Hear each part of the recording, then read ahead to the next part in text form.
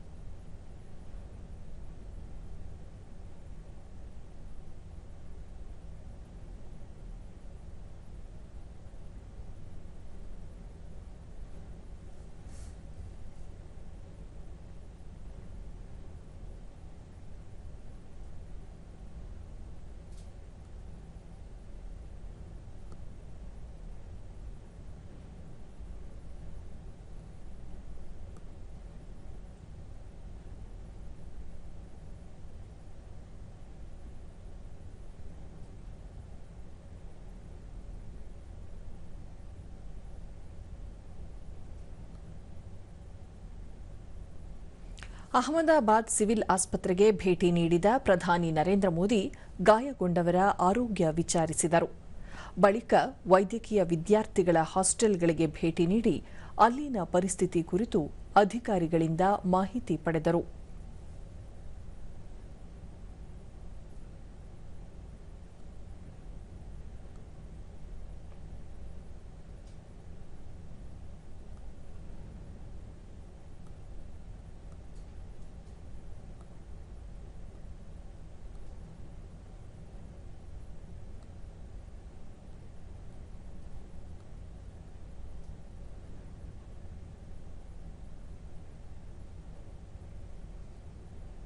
ನಂತರ ವಿಮಾನ ನಿಲ್ದಾಣದಲ್ಲಿ ನಡೆದ ಸಭೆಯಲ್ಲಿ ರಕ್ಷಣಾ ಮತ್ತು ಪರಿಹಾರ ಕಾರ್ಯಕ್ಕೆ ಯಾವುದೇ ರೀತಿಯ ತೊಂದರೆಯಾಗದಂತೆ ಎಚ್ಚರಿಕೆ ವಹಿಸುವಂತೆ ತಿಳಿಸಿದರು. ಗಾಯಾಳುಗಳಿಗೆ ಅಗತ್ಯ ನೆರವು ನೀಡುವಂತೆ ಸೂಚನೆ ನೀಡಿದರು. ಈ ವೇಳೆ ನಾಗರಿಕ ವಿಮಾನಯಾನ ಸಚಿವ ರಾಮಮೋಹನ್ ನಾಯ್ಡು ಕಿಂಜರಪ್ಪು, ವಿಮಾನಯಾನ ಖಾತೆ ರಾಜ್ಯ ಸಚಿವ ಮುರಳೀಧರ್ ಮೋಹೋಲ್, ಗುಜರಾತ್ ಮುಖ್ಯಮಂತ್ರಿ ಭೂಪೇಂದ್ರ ಪಟೇಲ್, ಗೃಹ ಸಚಿವ ಹರ್ಷ ಸಾಂಘ್ವಿ ಹಾಗೂ ಹಿರಿಯ ಅಧಿಕಾರಿಗಳು ಹಾಜರಿದ್ದರು.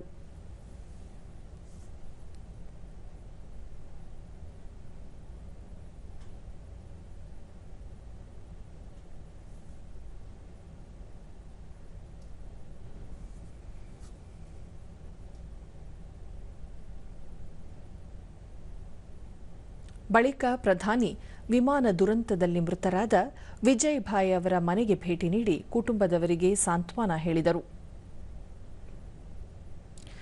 ವಿಜಯ್ ಭಾಯ್ ಅವರು ನಮ್ಮೊಂದಿಗೆ ಇಲ್ಲ ಎಂಬುದನ್ನು ಕಲ್ಪಿಸಲು ಸಾಧ್ಯವಿಲ್ಲ. ದಶಕಗಳ ಕಾಲ ಅವರೊಂದಿಗೆ ಜೊತೆಯಾಗಿ ಕೆಲಸ ಮಾಡಿದ್ದೇನೆ. ಅತ್ಯಂತ ಸರಳ ಮತ್ತು ಶ್ರಮಜೀವಿಯಾದ ವಿಜಯ್ ರೂಪಾನಿ ಗುಜರಾತ್ ಅಭಿವೃದ್ಧಿಯಲ್ಲಿ ಗಣನೀಯ ಕೊಡುಗೆ ನೀಡಿದ್ದಾರೆ ಎಂದು ಪ್ರಧಾನಿ ಕಂಬನಿ ಮಿಡಿದಿದ್ದಾರೆ.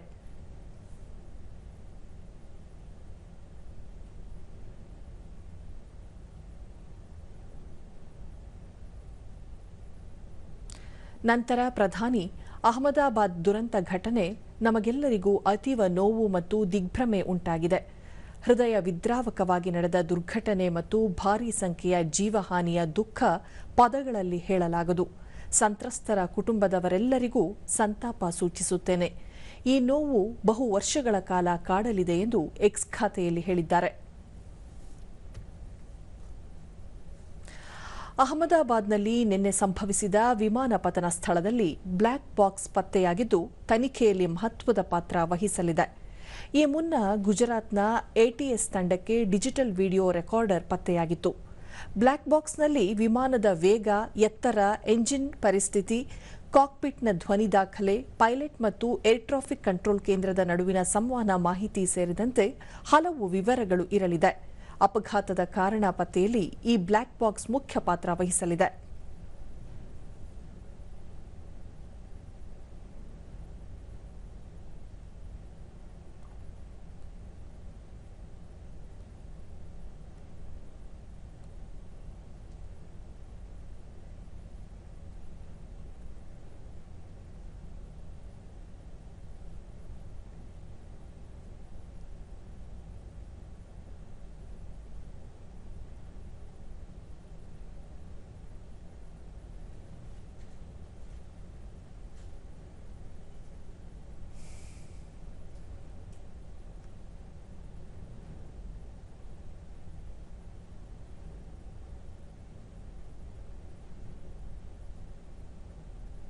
ಈ ಮಧ್ಯೆ ಗಾಯಾಳುಗಳ ಚಿಕಿತ್ಸೆಗಾಗಿ ಅಹಮದಾಬಾದ್ನ ಮಿಲಿಟರಿ ದಂಡು ಪ್ರದೇಶದಲ್ಲಿ ಭಾರತೀಯ ಸೇನೆ ರಕ್ತದಾನ ಶಿಬಿರ ಆಯೋಜಿಸಿದ್ದು, ಇದಕ್ಕೆ ಭಾರೀ ಪ್ರತಿಕ್ರಿಯೆ ವ್ಯಕ್ತವಾಗಿದೆ.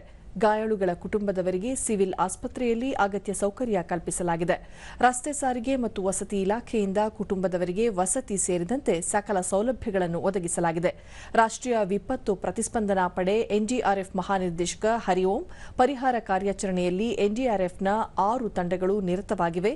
ಕೇಂದ್ರ ಮತ್ತು ರಾಜ್ಯದ ಇತರ ಸಂಸ್ಥೆಗಳೊಂದಿಗೆ ಸಮನ್ವಯದಿಂದ ತ್ವರಿತಗತಿಯಲ್ಲಿ ಕಾರ್ಯನಿರ್ವಹಿಸಲಾಗುತ್ತಿದೆ ಎಂದರು.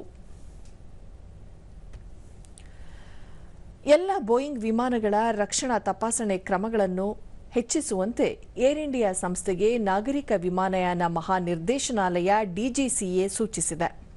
ಅಹಮದಾಬಾದ್ನಲ್ಲಿ ನಿನ್ನೆ ಏರ್ ಇಂಡಿಯಾದ ಬೋಯಿಂಗ್ ವಿಮಾನ ಪತನಗೊಂಡ ಹಿನ್ನೆಲೆಯಲ್ಲಿ ಮುನ್ನೆಚ್ಚರಿಕೆ ಕ್ರಮವಾಗಿ ಈ ನಿರ್ದೇಶನ ನೀಡಲಾಗಿದೆ. ಇಂಧನ ನಿರ್ವಹಣೆ, ತಪಾಸಣೆ, ಇದಕ್ಕೆ ಸಂಬಂಧಿಸಿದ ಎಲ್ಲ ವ್ಯವಸ್ಥೆಯ ತಪಾಸಣೆ, ಕ್ಯಾಬಿನ್ ಏರ್ ಕಂಪ್ರೆಸರ್ ಪರಿಶೀಲನೆ, ಎಲೆಕ್ಟ್ರಾನಿಕ್ ಎಂಜಿನ್ ಕಂಟ್ರೋಲ್ ವ್ಯವಸ್ಥೆ ಪರೀಕ್ಷೆ, ಟೇಕ್ ಆಫ್ ವ್ಯವಸ್ಥೆಯ ಪರಾಮರ್ಶೆ, ಹೈಡ್ರೋಲಿಕ್ ವ್ಯವಸ್ಥೆ ತಪಾಸಣೆ ಮಾಡಲು ಸೂಚಿಸಲಾಗಿದೆ. ಇದಲ್ಲದೆ ಫ್ಲೈಟ್ ಕಂಟ್ರೋಲ್ ಪರೀಕ್ಷೆ ಸೇರಿದಂತೆ ಹಲವು ತಪಾಸಣೆಗಳನ್ನು ನಡೆಸಿ ವರದಿಯನ್ನು ಡಿಜಿಸಿಎಗೆ ಸಲ್ಲಿಸುವಂತೆ ಸೂಚಿಸಲಾಗಿದೆ.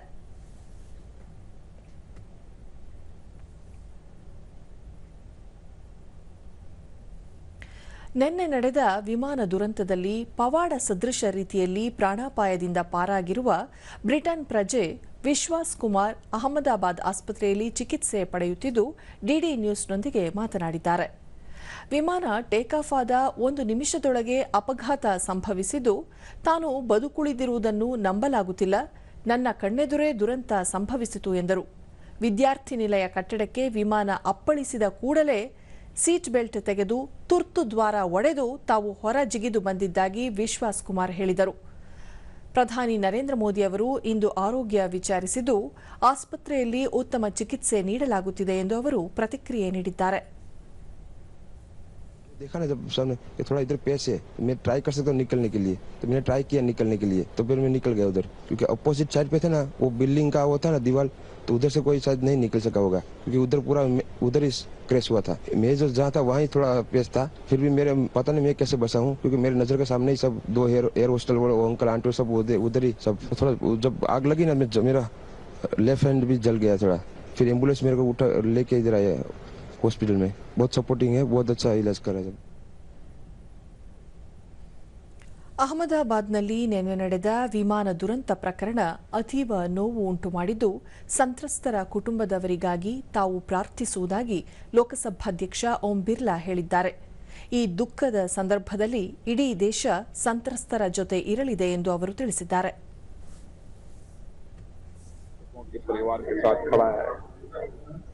घायले लोग जल्दी ठीक हो, ऐसी भगवान से प्रार्थना करते हैं।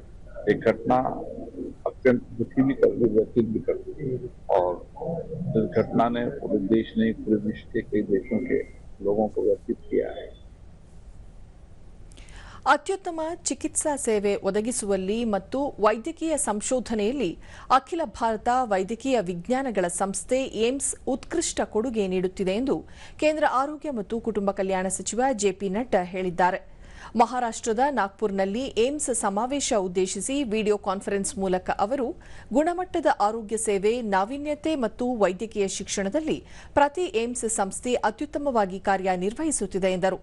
ಸಮಾವೇಶದಲ್ಲಿ ಎಲ್ಲ ಏಮ್ಸ್ ಸಂಸ್ಥೆಗಳು ಒಂದೆಡೆ ಸೇರಿ ವೈದ್ಯಕೀಯ ವಲಯದಲ್ಲಿ ಮತ್ತಷ್ಟು ಗುಣಮಟ್ಟದ ಚಿಕಿತ್ಸೆ ಹಾಗೂ ಉತ್ಕೃಷ್ಟ ಸಂಶೋಧನೆಗಾಗಿ ವಿಚಾರ ವಿನಿಮಯ ನಡೆಸುತ್ತಿರುವುದು ಉತ್ತಮ ಬೆಳವಣಿಗೆ ಎಂದರು.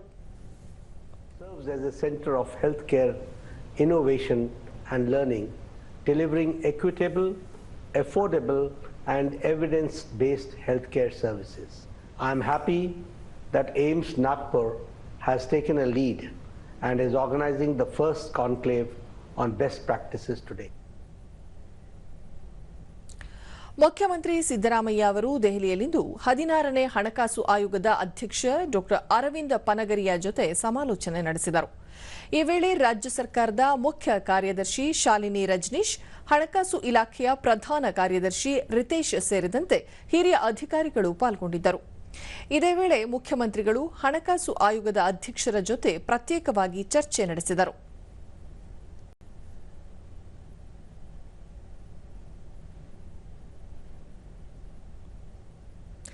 ಬಳಿಕ ಸುದ್ದಿಗೋಷ್ಠಿಯಲ್ಲಿ ಮುಖ್ಯಮಂತ್ರಿ ಕರ್ನಾಟಕ ದೇಶದ ಒಟ್ಟು ಜಿಡಿಪಿಗೆ ಸುಮಾರು 8.7% ಕೊಡುಗೆ ನೀಡುತ್ತಿದೆ.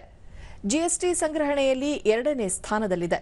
15ನೇ ಹಣಕಾಸು ಆಯೋಗ ರಾಜ್ಯದ ತೆರಿಗೆ ಪಾಲನ್ನು 4.71 ರಿಂದ 3.64ಕ್ಕೆ ಇಳಿಕೆ ಮಾಡಿದ್ದರಿಂದ ಆಯೋಗದ ಅವಧಿಯಲ್ಲಿ 80,000 ಕೋಟಿ ನಷ್ಟವಾಗಿದೆ ಎನ್ನುವ ಸಂಗತಿಯನ್ನು ಗಮನಕ್ಕೆ ತರಲಾಗಿದೆ. ಜೊತೆಗೆ ಸಂಪನ್ಮೂಲ ಹಂಚಿಕೆಯಲ್ಲಿ ಉಂಟಾಗಿರುವ ಅಸಮತೋಲನವನ್ನು ಸರಿಪಡಿಸುವಂತೆ 16ನೇ ಹಣಕಾಸು ಆಯೋಗಕ್ಕೆ ಮನವಿ ಮಾಡಲಾಗಿದೆ ಎಂದರು. ರಾಜ್ಯದ ಆರ್ಥಿಕತೆಯಲ್ಲಿ ಬೆಂಗಳೂರಿನ ಪಾತ್ರ ಪ್ರಮುಖವಾಗಿದ್ದು, ಮೂಲಸೌಕರ್ಯ ಬಲಪಡಿಸಲು 1.15 ಲಕ್ಷ ಕೋಟಿ ಹೂಡಿಕೆ ಬೆಂಬಲ ನೀಡುವಂತೆ ಮನವಿ ಮಾಡಿದ ಅವರು, ಕಡಿಮೆ ಆದಾಯ, ಕುಂಠಿತ ಮೂಲಸೌಕರ್ಯ ಅಭಿವೃದ್ಧಿ ಸಮಸ್ಯೆ ಎದುರಿಸುತ್ತಿರುವ ಕಲ್ಯಾಣ ಕರ್ನಾಟಕ, ಮಲೆನಾಡಿನಲ್ಲಿ ಪ್ರಾದೇಶಿಕ ಅಂತರ ಕಡಿಮೆ ಮಾಡುವ ಅಗತ್ಯವಿದೆ. ಕರ್ನಾಟಕದ ಆರ್ಥಿಕ ಬಲ ರಾಷ್ಟ್ರೀಯ ಬೆಳವಣಿಗೆಗೆ ಇಂಧನವಾಗಿದೆ. ಈ ಹಿನ್ನೆಲೆಯಲ್ಲಿ ಮತ್ತಷ್ಟು ಬೆಂಬಲ ನೀಡುವಂತೆ ಮನವಿ ಮಾಡಲಾಗಿದೆ ಎಂದು ತಿಳಿಸಿದರು. 15ನೇ ಹಣಕಾಸಿನ ಆಯೋಗ ನಾವೀಗ ಆದರೆ ಕರ್ನಾಟಕಕ್ಕೆ ಯಾವುದೇ ರೆವಿನ್ಯೂ ಡಿಫಿಸಿಟ್ ಗ್ರಾಂಟ್ಸ್ ಬರಲ್ಲ. ಆಮೇಲೆ 15ನೇ ಹಣಕಾಸಿನ ಆಯೋಗ ಕರ್ನಾಟಕಕ್ಕೆ ವಿಶೇಷ ಅನುದಾನನ 5,495 ಕೋಟಿ ಕೊಟ್ಟಿತ್ತು. ಕರ್ನಾಟಕ ರಾಜ್ಯ ವಕೀಲರ ಪರಿಷತ್ತಿನ ವತಿಯಿಂದ ಹೈಕೋರ್ಟ್ ನ್ಯಾಯಮೂರ್ತಿಯಾಗಿ ಸೇವೆ ಸಲ್ಲಿಸಿದ್ದ ಶ್ರೀನಿವಾಸ್ ಹರೀಶ್ ಕುಮಾರ್ ಅವರಿಗೆ ಬೆಂಗಳೂರಿನಲ್ಲಿಂದು ಬೀಳ್ಕೊಡುಗೆ ಸಮಾರಂಭ ಹಮ್ಮಿಕೊಳ್ಳಲಾಗಿತ್ತು. ಈ ವೇಳೆ ರಾಜ್ಯ ಹೈಕೋರ್ಟ್ನ ಹಂಗಾಮಿ ಮುಖ್ಯ ನ್ಯಾಯಮೂರ್ತಿ ವಿ ಕಾಮೇಶ್ವರ ರಾವ್, ಹಿರಿಯ ನ್ಯಾಯಾಧೀಶರು ಹಾಗೂ ವಕೀಲರು ಮತ್ತಿತರರು ಉಪಸ್ಥಿತರಿದ್ದರು.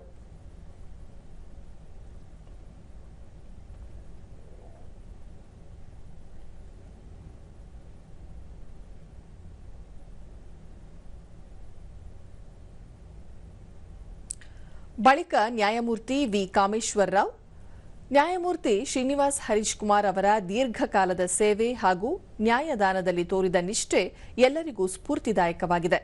ಅವರ ತೀರ್ಪುಗಳು ಸತ್ಯ ಹಾಗೂ ಧರ್ಮದ ಮಾದರಿಯಾಗಿದ್ದು, ನ್ಯಾಯಾಂಗ ಸೇವೆ ಸಮಾಜಕ್ಕೆ ನೀಡಿದ ಕೊಡುಗೆಯಾಗಿದೆ.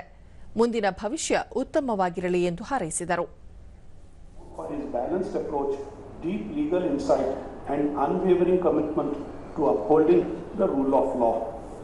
His contributions have left a lasting mark on the judicial system and will continue to serve as a benchmark for future generations.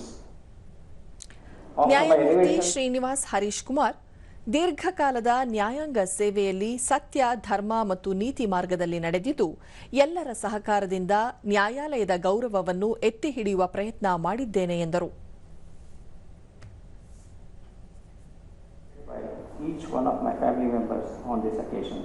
They may not like me saying thanks to them, but it is my duty, and any amount of expression of gratitude will fall short of how I truly feel. ರಾಜ್ಯದಲ್ಲಿ ಕಳೆದ 2 ವರ್ಷಗಳ ಅವಧಿಯಲ್ಲಿ 6,57,660 ಕೋಟಿ ರೂಪಾಯಿ ಮೊತ್ತದ ಹೂಡಿಕೆಯ 115 ಒಡಂಬಡಿಕೆಗಳನ್ನು ಮಾಡಿಕೊಳ್ಳಲಾಗಿದೆ. ಇದರಿಂದ 2,32,771 ಮಂದಿಗೆ ಉದ್ಯೋಗ ಸೃಷ್ಟಿಯಾಗುವ ನಿರೀಕ್ಷೆ ಇದೆ ಎಂದು ಬೃಹತ್ ಕೈಗಾರಿಕಾ ಸಚಿವ ಎಂಬಿ ಪಾಟೀಲ್ ಬೆಂಗಳೂರಿನಲ್ಲಿಂದು ಹೇಳಿದ್ದಾರೆ. ರಾಜ್ಯ ಮಟ್ಟದ ಏಕಗವಾಕ್ಷಿ ಅನುಮೋದನಾ ಸಮಿತಿಗಳಲ್ಲಿ 906 ಬಂಡವಾಳ ಹೂಡಿಕೆ ಯೋಜನೆಗಳಿಗೆ ಅನುಮತಿ ನೀಡಲಾಗಿದೆ.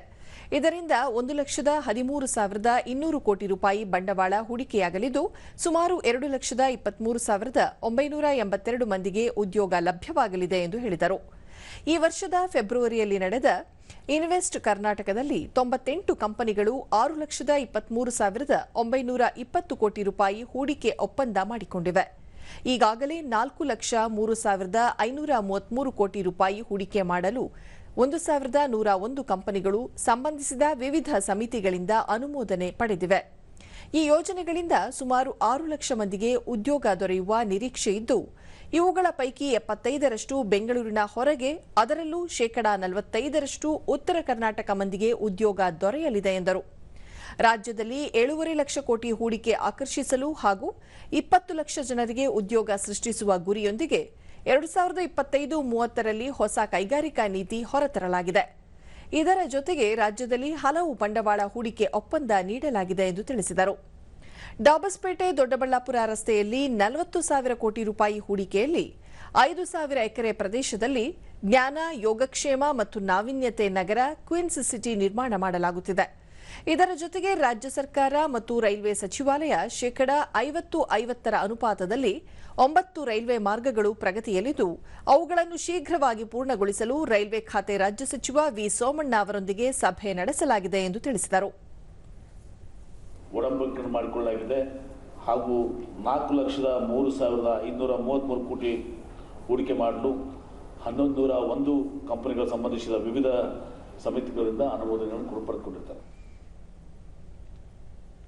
ವೈವಿಧ್ಯತೆಯಲ್ಲಿ ಸೌಹಾರ್ದತೆ ಕಾಪಾಡುವ ನಿಟ್ಟಿನಲ್ಲಿ ಆರಂಭಿಸಿರುವ ವಿಶೇಷ ಕಾರ್ಯಪಡೆ ಘಟಕಕ್ಕೆ ಮಂಗಳೂರಿನಲ್ಲಿಂದು ಗೃಹ ಸಚಿವ ಡಾ ಜಿ ಪರಮೇಶ್ವರ್ ಚಾಲನೆ ನೀಡಿ ಭಿತ್ತಿಪತ್ರ ಬಿಡುಗಡೆ ಮಾಡಿದರು. ಈ ವೇಳೆ ವಿಧಾನಸಭಾಧ್ಯಕ್ಷ ಯುಟಿ ಖಾದರ್, ಜಿಲ್ಲಾ ಉಸ್ತುವಾರಿ ಸಚಿವ ದಿನೇಶ್ ಗುಂಡೂರಾವ್, ವಿಧಾನ ಪರಿಷತ್ ಸದಸ್ಯರಾದ ಮಂಜುನಾಥ್ ಭಂಡಾರಿ, ಐವಾನ್ ಡಿಸೋಜ, ಪೊಲೀಸ್ ಮಹಾನಿರ್ದೇಶಕ ಡಾ ಎಂಎ ಸಲೀಂ, ಅಪರ ಪೊಲೀಸ್ ಮಹಾನಿರೀಕ್ಷಕ ಎಸ್ ಮುರುಗನ್, ಜಿಲ್ಲಾಧಿಕಾರಿ ಮಲೆ ಮುಗಿಲನ್ ಮತ್ತಿತರರು ಉಪಸ್ಥಿತರಿದ್ದರು.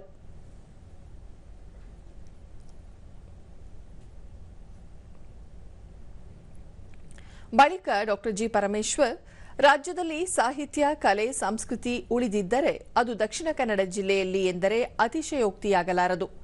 ಆದರೆ ಇತ್ತೀಚಿನ ದಿನಗಳಲ್ಲಿ ಸಾಮರಸ್ಯ ಕದಡುವ ಪ್ರಯತ್ನ ನಡೆಯುತ್ತಿದ್ದು, ಅದನ್ನು ಹತ್ತಿಕ್ಕುವುದು ಅವಶ್ಯವಾಗಿದೆ. ಈ ನಿಟ್ಟಿನಲ್ಲಿ ವಿಶೇಷ ಕಾರ್ಯಪಡೆ ರಚಿಸಲಾಗಿದೆ ಎಂದರು. ರಾಜ್ಯದಲ್ಲಿ ನಕ್ಸಲರ ಸಂಖ್ಯೆ ಇಳಿಕೆಯಾಗುತ್ತಿರುವ ಹಿನ್ನೆಲೆಯಲ್ಲಿ ನಕ್ಸಲ್ ವಿರೋಧಿ ಕಾರ್ಯಾಚರಣೆಯಲ್ಲಿ ತೊಡಗಿದ್ದ ಕಾರ್ಯಪಡೆಯನ್ನು ಕೋಮು ಸಾಮರಸ್ಯ ಕಾಪಾಡಲು ವಿಶೇಷ ಕಾರ್ಯಪಡೆಯ ತಂಡಕ್ಕೆ ಬಳಸಿಕೊಳ್ಳಲಾಗುತ್ತಿದೆ. ಕರಾವಳಿ ಭಾಗದಲ್ಲಿ ಜನರು ಕೋಮು ಸೌಹಾರ್ದತೆ ಕಾಪಾಡುವ ಕಡೆಗೆ ಹೆಚ್ಚಿನ ಆದ್ಯತೆ ನೀಡುವ ಮೂಲಕ ಶಾಂತಿ ಸುವ್ಯವಸ್ಥೆಗೆ ಆದ್ಯತೆ ನೀಡಬೇಕಾಗಿದೆ ಎಂದರು. ಶಾಂತಿ ನೆಲೆಸಬೇಕು ಅಂತ ಹೇಳಿ ಸರ್ಕಾರ ತೀರ್ಮಾನ ಮಾಡಿದೆ. ನಾನು ಒಂದೇ ಈ ಭಾಗದ ಜನಗಳಿಗೆ, ಜನಸಮುದಾಯಕ್ಕೆ ಪ್ರಾರ್ಥನೆ ಮಾಡೋದಿಷ್ಟೇ, ಇವರಿಗೆ ನೀವು ಕೆಲಸ ಕೊಡಬೇಡಿ. ಡಾ ಎಂಎ ಸಲೀಂ, ದಕ್ಷಿಣ ಕನ್ನಡ ಜಿಲ್ಲೆಯಲ್ಲಿ ಕೋಮು ಸೌಹಾರ್ದತೆಯನ್ನು ಕಾಪಾಡುವುದು ಸರ್ಕಾರದ ಆದ್ಯತೆಯಾಗಿದೆ. ಈ ಹಿನ್ನೆಲೆಯಲ್ಲಿ ವಿಶೇಷ ಕಾರ್ಯಪಡೆಯನ್ನು ರಚಿಸಲಾಗಿದೆ ಎಂದರು.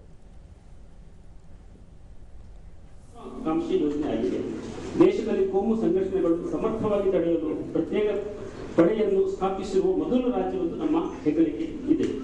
ಇಂತಹ ಮಹತ್ವದ ನಡೆಯಿಂದ ಕೋಮು ಸಂಘರ್ಷಗಳನ್ನು ತಡೆಯುವ ಸಮರೋಪವಾದಿಯಲ್ಲಿ ನಮ್ಮ ರಾಜ್ಯವು ಇತರೆ ರಾಜ್ಯಗಳಿಗೆ ಮಾದರಿಯಾಗಿದೆ.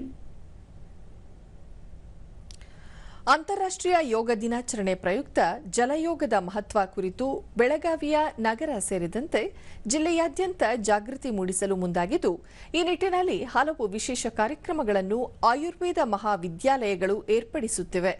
ಈ ಕುರಿತು ಒಂದು ವರದಿ. ಇತ್ತೀಚಿನ ಯಾಂತ್ರಿಕ ಬದುಕಿನಲ್ಲಿ ಪ್ರತಿಯೊಬ್ಬರೂ ಮಾನಸಿಕ ಒತ್ತಡಕ್ಕೆ ಒಳಗಾಗುತ್ತಿದ್ದು, ಅದರಿಂದ ಹೊರಬರಲು ಯೋಗಾಭ್ಯಾಸ ನೆರವಾಗಲಿದೆ. ಇತ್ತೀಚೆಗೆ ಈ ವಿಷಯ ಪ್ರತಿಯೊಬ್ಬರಿಗೂ ಮನವರಿಕೆಯಾಗಿದೆ. ಉತ್ತಮ ಆರೋಗ್ಯ ಕಾಪಾಡಿಕೊಳ್ಳಲು ಎಲ್ಲಾ ವಯೋಮಾನದವರು ಯೋಗಾಭ್ಯಾಸ ಮಾಡುವತ್ತ ಹೆಚ್ಚು ಗಮನ ಹರಿಸುತ್ತಿದ್ದಾರೆ.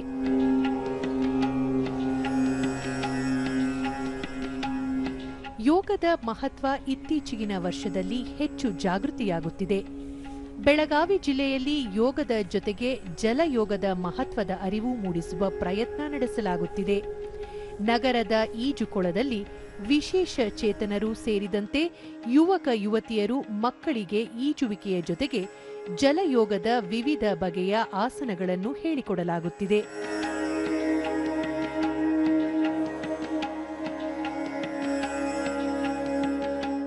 ತರಬೇತಿದಾರ ವಿಕಾಸ ಕಲಗಡಗಿ ಯೋಗ ಆಸಕ್ತರಿಗೆ ಪ್ರತಿನಿತ್ಯ ತರಬೇತಿ ನೀಡುತ್ತಿದ್ದಾರೆ. ಜಲಯೋಗದಲ್ಲಿ ಸಾಧನೆ ಮಾಡಿದ ಅನೇಕ ಯೋಗಾಪಟುಗಳು ರಾಷ್ಟ್ರಮಟ್ಟದಲ್ಲಿ ಸಾಧನೆ ಮಾಡಿ ಗಮನ ಸೆಳೆದಿದ್ದಾರೆ.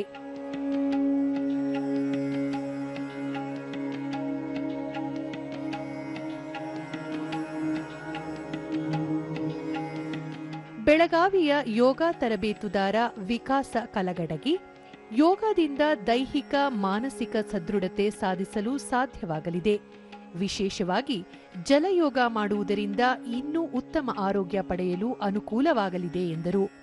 हम तकरीबन 100 से भी ज्यादा अधिक लोग यहाँ पे 1 घंटा विविध प्रकार के जो आसन रहते हैं वो सब हम पानी में करवा के दिखाते हैं और मुझे इस बात का बहुत खुशी है कि हर बरस इसकी संख्या बढ़ती जा रही है और काफी बच्चों लोगों ने हमें बहुत अच्छा उसका सहयोग दिया है। अब पानी में जो योगा करेगा उसका जो करेगा उसी को उसका स्वाद पता चलेगा। ಮಹಿಳಾ ಯೋಗಪಟು ರಾಖಿ ಸಚಿನ ಕುಲಕರ್ಣಿ ಜಲಯೋಗದಲ್ಲಿ ತಾವು ತೊಡಗಿಸಿಕೊಂಡಿದ್ದು ಉಸಿರಾಟ ಪ್ರಕ್ರಿಯೆ ಸುಗಮಗೊಳ್ಳುತ್ತಿದೆ. ಯೋಗ ಮಾಡುವುದರಿಂದ ಮಹಿಳೆಯರಲ್ಲಿ ಸಾಕಷ್ಟು ಒತ್ತಡ ನಿವಾರಣೆ ಸಾಧ್ಯವಾಗಲಿದೆ ಎಂದರು. बच्चों के और बड़ों के मिलकर योगा के डेमोन्स्ट्रेशंस होते हैं जिसमें 6 साल से लेके 60 साल तक के पार्टिसिपेंट्स हैं। उसमें अलग अलग तरह के आसन करके दिखाए जाते हैं। योगा से हमारी फेफड़ों की ताकत बढ़ती है, हमारी श्वसन की क्षमता बढ़ती है, महिलाओं में हार्मोन्स बैलेंस होते हैं। ಬೆಳಗಾವಿಯ ಕೆಎಲ್ಇ ಆಯುರ್ವೇದ ಮಹಾವಿದ್ಯಾಲಯದ ಪ್ರಾಚಾರ್ಯ ಡಾಕ್ಟರ್ ಸುಹಾಸ್ ಕುಮಾರ್ ಶೆಟ್ಟಿ ಪ್ರತಿನಿತ್ಯ ಯೋಗವನ್ನು ಅಳವಡಿಸಿಕೊಳ್ಳುವುದರಿಂದ ದೈಹಿಕ ಮಾನಸಿಕ ಹಾಗೂ ಆಧ್ಯಾತ್ಮಿಕ ಆರೋಗ್ಯ ಕಾಪಾಡಲು ಸಾಧ್ಯ ಎಂದರು. ಇತ್ತೀಚಿನ ದಿನಗಳಲ್ಲಿ ತುಂಬಾನೇ ಎಲ್ಲರಿಗೂ ಸ್ಟ್ರೆಸ್ ಇರುವಂತದ್ದು, ಟೆನ್ಷನ್ ಇರುವಂತದ್ದು, ನಾನ್ ಕಮ್ಯುನಿಕೇಬಲ್ ಅಥವಾ ಲೈಫ್ ಸ್ಟೈಲ್ ಡಿಸಾರ್ಡರ್ಸ್ ಏನಿದೆ ಸಾಕಷ್ಟು ಜಾಸ್ತಿ ಆಗ್ತಾ ಇದೆ. ಇದಕ್ಕೆಲ್ಲ ತಡೆಗಟ್ಟಲು ಅಥವಾ ಪ್ರಿವೆನ್ಷನ್ ಮಾಡಲು ಒಂದು ಸುಲಭ ಅಥವಾ ಅದು ಪರಿಣಾಮಕಾರಿ ಉಪಾಯ ಏನಂದ್ರೆ ಯೋಗವನ್ನು ನಾವು ನಿತ್ಯ ನಮ್ಮ ಜೀವನದಲ್ಲಿ ಅಳವಡಿಸಿಕೊಳ್ಳುವಂತದ್ದು.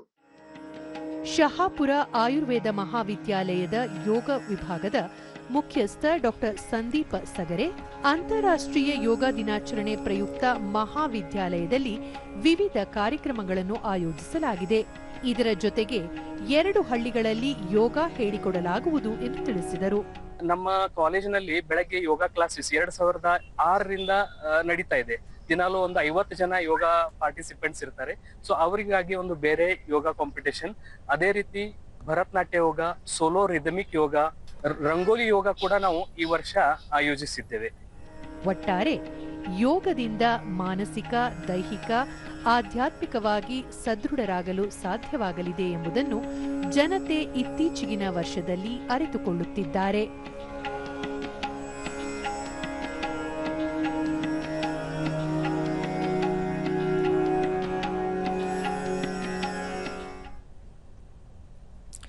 ವಿಶ್ವ ರಕ್ತದಾನಿಗಳ ದಿನಾಚರಣೆಯ ಅಂಗವಾಗಿ ಚಿಕ್ಕಬಳ್ಳಾಪುರ ಜಿಲ್ಲಾಸ್ಪತ್ರೆಯಲ್ಲಿ ಭಾರತೀಯ ರೆಡ್ ಕ್ರಾಸ್ ಸಂಸ್ಥೆ ವತಿಯಿಂದ ಹಮ್ಮಿಕೊಂಡಿದ್ದ ರಕ್ತದಾನ ಶಿಬಿರವನ್ನು ಜಿಲ್ಲಾ ಪೊಲೀಸ್ ವರಿಷ್ಠಾಧಿಕಾರಿ ಕುಶಲ್ ಚೌಕ್ಸೆ ಇಂದು ಉದ್ಘಾಟಿಸಿದರು.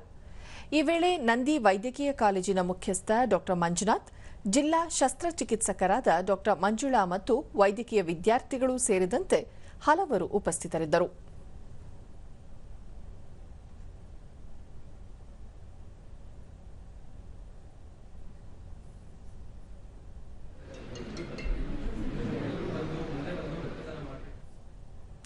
ದೂರದರ್ಶನದೊಂದಿಗೆ ವಿದ್ಯಾರ್ಥಿ ಅಕ್ಷಯ್ ಹೆರಿಗೆ, ಅಪಘಾತ, ರಕ್ತಹೀನತೆ ಮತ್ತು ಶಸ್ತ್ರಚಿಕಿತ್ಸೆ ಸೇರಿದಂತೆ ಮತ್ತಿತರ ಸಂದರ್ಭದಲ್ಲಿ ರಕ್ತದ ಅಗತ್ಯವಿದ್ದು ಅರ್ಹರು ರಕ್ತದಾನ ಮಾಡುವ ಮೂಲಕ ಜೀವ ಉಳಿಸಲು ಸಾಧ್ಯವಾಗುತ್ತದೆ ಎಂದರು.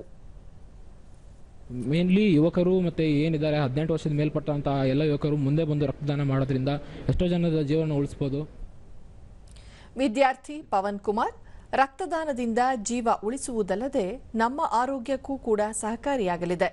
ರಕ್ತದಾನ ಮಾಡಲು ಯಾವುದೇ ಹಿಂಜರಿಕೆ ಮಾಡದೆ ರಕ್ತದಾನ ಮಾಡಬೇಕು ಎಂದು ತಿಳಿ ಹೇಳಿದರು. ಇದರಿಂದ ಯಾವುದೇ ತೊಂದರೆಗಳಾಗುವುದಿಲ್ಲ.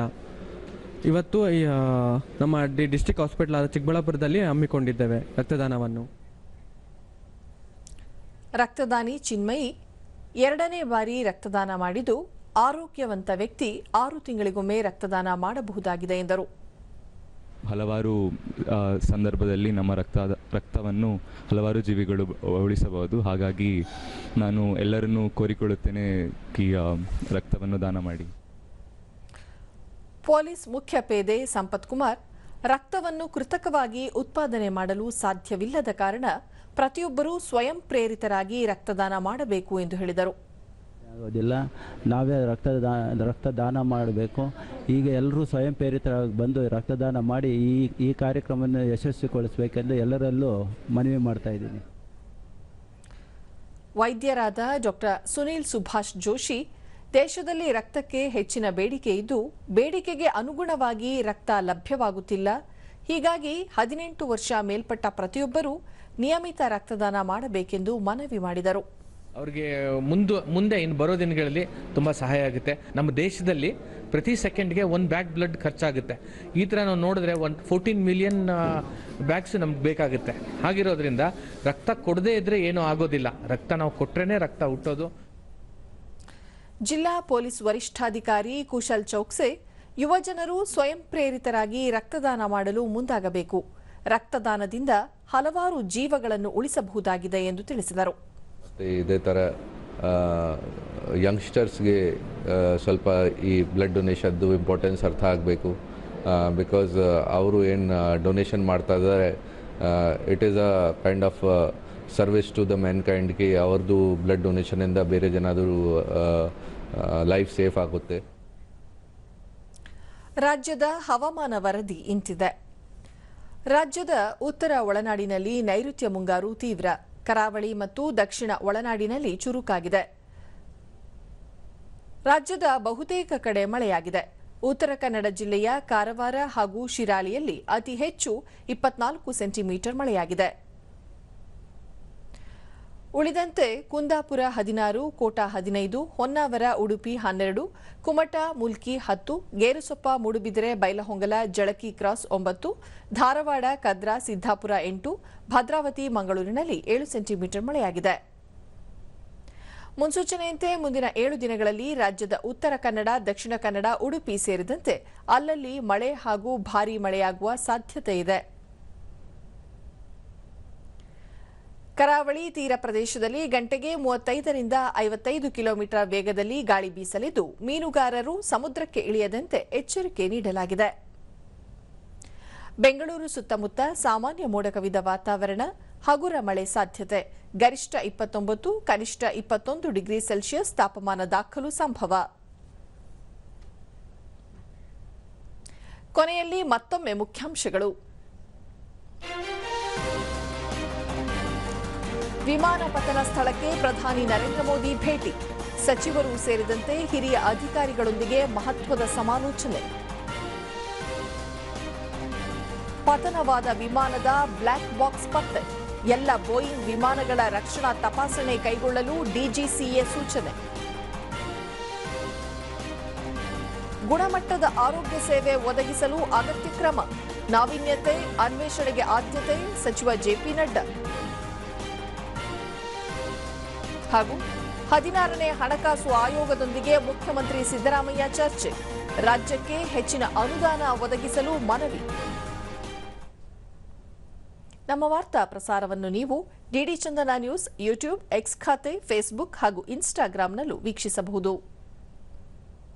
ನಮ್ಮ ಮುಂದಿನ ವಾರ್ತಾ ಪ್ರಸಾರ ರಾತ್ರಿ 9 ಗಂಟೆಗೆ. ನಮಸ್ಕಾರ.